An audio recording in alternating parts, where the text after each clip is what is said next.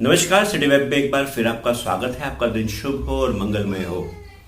मुल्ला नसरुद्दीन का नाम तो आपने सुना ही होगा। वह हर बात को इतने रोचक तरीके से बताते थे कि हर व्यक्ति को जीवन में कम से कम उनके किस्से या उनके बताने के अनूठे जो अंदाज था, उस कारण से वो शिक्षा हमेशा जीवन भर याद रहती थी। इससे पहले अगर आपने हमारे चैनल को सब्सक्राइब नहीं किया है तो आप जरूर सब्सक्राइब कर लें और बेल आइकन का बटन दबाना बिल्कुल ना भूलें। एक बार की बात है, मुल्ला नसरुद्दीन एक चोरों की और डकैतों की कोई पिक्चर देखते हुए घर वापस आ रहे थे।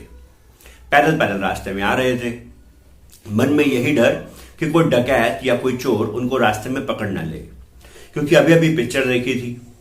सामने से दूर से उन्हें घोड़े के ऊपर कोई बैठा हुआ और बहुत सारी भीड़ नजर आई। मुल्ला नसरुद्दीन सुनसान सड़क पे इतने सारे लोगों को शोर मचाता देख डर गए कि जरूर ये डाकू होंगे, और वो जोर से भागे और दीवार फांद के पास के एक कब्रिस्तान में छुप गए।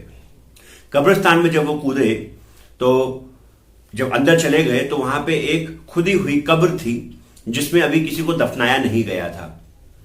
वहां पे जाके उसके पास में बैठ गए। अब जो लोग सामने से आ रहे थे वो थी एक बारात।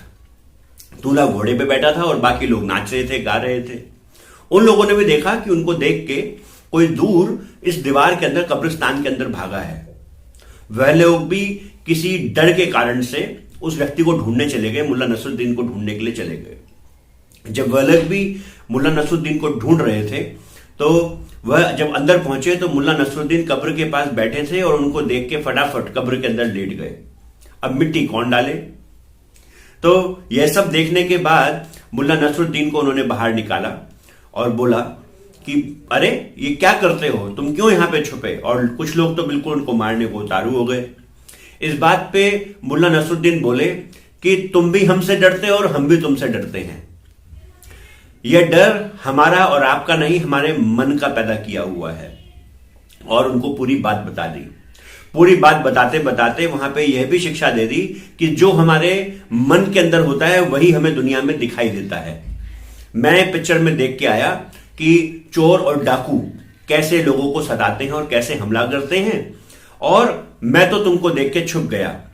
और ऐसा ही तुम्हारे साथ भी हुआ, क्योंकि तुम्हारे अंतर मन में भी कहीं ना कहीं चोर और डाकुओं का डर था।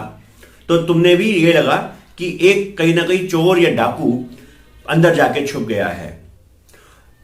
चोर या डाकू कहीं बाहर नहीं, हमारा मन ही है। ये पूरी दुनिया जो है हमारे मन की मैनिफेस्टेशन है, हमारे मन का छलावा है। ये ऐसे ही है जैसे हमारी परछाई।